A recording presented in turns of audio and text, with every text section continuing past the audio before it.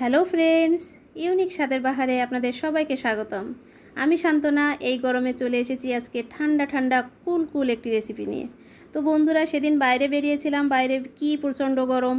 সেই গরমের ভিতরে দেখি একটি ভ্যানে তৈরি হচ্ছে কোল্ড কফি। তো বন্ধুরা, আমরা সবাই মিলে সেই কোল্ড কফিটা ট্রাই করেছিলাম। সেই গরমের ভিতরে কিন্তু কোল্ড কফিটা ভীষণ সুন্দর লেগেছিল। তো বন্ধুরা, কয়েকদিন পরে বাসার ভিতরে ছেলের আবারও বায়না, সে কোল্ড কফি খাবে। তো বন্ধুরা, চলুন সেই কোল্ড কফিটাই আজকে আপনাদের জন্য আমি ট্রাই করছি। তো বন্ধুরা, এখানে আমি নিয়েছি হাফ লিটার দুধটাকে জাল করে নিয়ে দুধটা রুম টেম্পারেচারে আসার পরে সেটাকে ডিপ ফ্রিজে রেখেছি 5 থেকে 6 ঘন্টা। তারপরে 5 থেকে 6 ঘন্টা পরে আমি ফিরে এসেছি।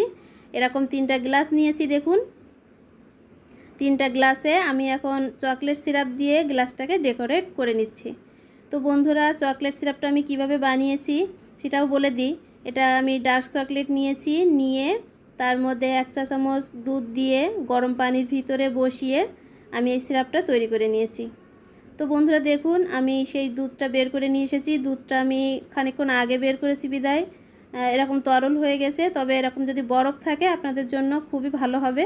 আমার দুধটা একটু বেশিক্ষণ বাইরে ছিল বিদায় এরকম হয়ে গেছে।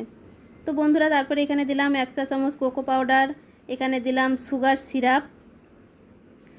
সিরাপটা বানিয়েছি 1 কাপের জন্য 3 চা চামচ চিনি দিয়ে হাফ কাপ জল দিয়ে আমি সেটাকে জাল করে নিয়েছি।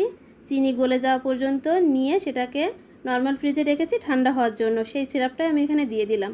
তারপরে দিলাম চকলেট সিরাপ, তারপরে দিলাম 3 কাপ এরকম 3 টাকা দামের যে কফি প্যাকেটগুলো পাওয়া যায়, সেই প্যাকেটে 3 প্যাকেট কফি আমি এখানে দিয়ে নিচ্ছি। তো বন্ধুরা, আপনারা যদি এরকম প্যাকেট না ব্যবহার করেন, যদি কোনো জারের কফি আপনারা দেন, সেক্ষেত্রে 2 চা চামচ কফি কিন্তু এর জন্য যথেষ্ট। আমি যে পরিমাণটা আজকে আপনাদেরকে দেখালাম সেটা এই গ্লাসের 4 গ্লাস মতো কফি হবে। তো বন্ধুরা, তারপরে আমি সব কিছু একসঙ্গে ব্লেন্ডার করে নিচ্ছি। এটাকে ব্লেন্ডার করব 5 থেকে 6 মিনিট।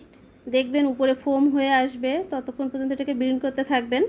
ব্লেন্ড করা হয়ে গেলে আমি গ্লাসে ঢেলে নিচ্ছি। তো বন্ধুরা, যারা আমার চ্যানেলে নতুন আছেন তারা অবশ্যই আমার চ্যানেলটিকে সাবস্ক্রাইব করবেন। আর যারা আমার চ্যানেলটিকে সাবস্ক্রাইব করেছেন, এতদিন আমার পাশে রয়েছেন, তাদেরকে অসংখ্য ধন্যবাদ। আমার রেসিপিটি যদি আপনাদের ভালো লেগে থাকে, অবশ্যই আমার রেসিপিটি বন্ধুদের সঙ্গে শেয়ার করবেন, লাইক দেবেন, আর কেমন লাগলো সেটা কমেন্টে অবশ্যই জানাতে ভুলবেন না।